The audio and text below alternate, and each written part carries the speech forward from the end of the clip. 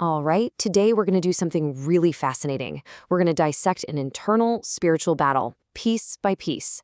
We'll break down the enemy's playbook, the tactics they use, and then the step-by-step counteroffensive, all through one person's incredibly detailed experience. So let's dive right in. The fight kicks off immediately with this chant. And notice the wording here. It's not a gentle suggestion, is it? It's a command. It's basically a hypnotic trigger, and it's designed to spark panic and tap into our most basic survival instinct. This is the opening shot in a very well-thought-out psychological attack. So the first layer of this strategy is super simple and, honestly, brutally effective. Just overwhelm the target with raw, unfiltered fear. The whole goal is to use your own mind against you, to kick off this chain reaction of terror that makes thinking straight pretty much impossible. And this sequence really lays out the method perfectly. This isn't just some vague sense of dread. It's a tactical, step-by-step assault. First, you have these so-called poisoned arrows of doubt. Think of them as punching holes in your mental defenses. And then, through those holes, a flood of terror just pours in, which then totally hijacks your primal brain and triggers that classic fight-or-flight response with just one simple message: run. Now, here's where it gets really interesting. This is a critical reframe. The source material tells us that the overwhelming terror you feel, it isn't entirely yours. It's a projection. The attacking entities are literally projecting their own fear, their absolute terror of the divine light inside you, onto you. They're weaponizing their own weakness against you. How wild is that? So what happens when pure terror doesn't quite work? You know, when the target doesn't just completely break down and flee? Well, the strategy shifts. If you can't scare them away from the battle, you try to lure them away. You offer them a nice, cozy escape. And just listen to the tone here. It's a complete 180. It goes from aggressive and demanding to almost seductive. It's a bargain, right? Trade the hard reality of this fight for a pleasant, easy daydream. It's a classic avoidance tactic, basically an offer to just check out and give up the struggle for a fake sense of peace. This so-called gift of fantasy is described with the most perfect oxymoron, a chilly, heavenly hell. It's a total trap. Sure, you can create whatever you want there, but it's an empty, cold place that's built on ignoring your problems, not actually solving them. And of course, eventually, the very fears you were running from, they'll find their way into that illusion and poison it too. So, here's the crucial point. This isn't just about distracting you. It's about engineering apathy.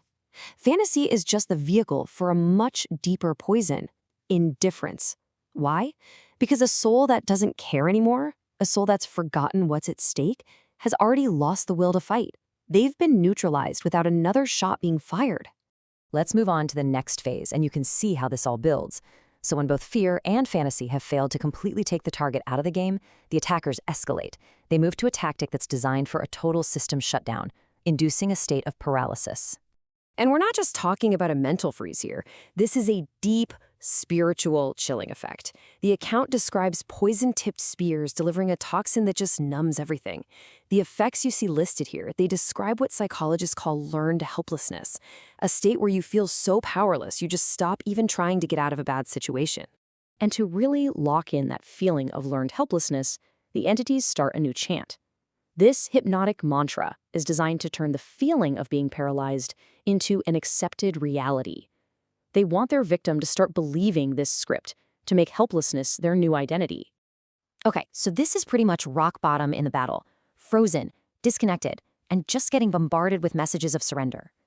But it's right here, at the point of almost total defeat, that the turning point finally arrives. And it doesn't come from some rescue from the outside, but from a quiet voice deep within.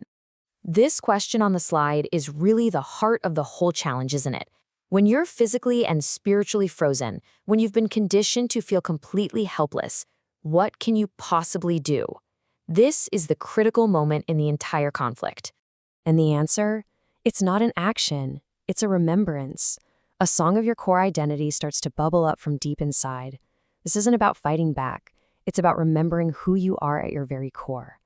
And that truth acts like a tiny pilot light, and it starts to melt that spiritual ice, challenging that core belief of helplessness. By consciously joining that inner song, the protagonist starts to reclaim his power. He's rejecting the "I am helpless" chant with his own declaration of who he is. And, just as important, he remembers he's not fighting alone. He gets his agency back and realizes, hey, I can call for help. And with that one simple reconnection, the entire dynamic of the battle just flips. It's not a desperate defense anymore. It becomes a focused, empowered, full-scale counteroffensive. The target is no longer a victim. He's a warrior. But there's one last temptation. The attackers offer a shortcut to power. They tempt him to fight fire with fire, to use their energy source, anger and hatred. So he's presented with this very clear choice you see here between a quick, dirty power surge and a stable, divine source of power. He chooses the Holy Spirit. And for the very first time, he isn't just defending himself, he's commanding. He's actively using his spiritual tools, directing energy to shatter the enemy's formations. This is the first real step in taking back the battlefield. And then he moves from just shattering to binding. You see the progression here? He's not just pushing the attack back anymore, he's actively controlling and neutralizing the forces against him. It shows a whole new level of mastery over his own power. And this final step is just brilliant. He doesn't just beat his enemies, he transforms the very energy of the attack itself, using violet flame bombs to transmute the corrupted energy. That's a move beyond just winning. It's about purifying and restoring the battleground. So let's quickly recap the enemy's whole playbook. It's a pretty sophisticated three-stage assault. First, they use fear to push you into the fog of fantasy. If you resist that, they move to stage 2, freezing you into helplessness so you're cut off from your own strength. And the final trap? If you start to win, they tempt you with anger, hoping to corrupt your power and turn you into their new source of fuel. Once you understand this framework, this anatomy of an inner attack, it gives you a really powerful lens to look at your own life. This isn't just a story, it's a strategic map. So the question I want to leave you with is this. When you face your own internal struggles with doubt or distraction or despair, which of these patterns do you see playing out?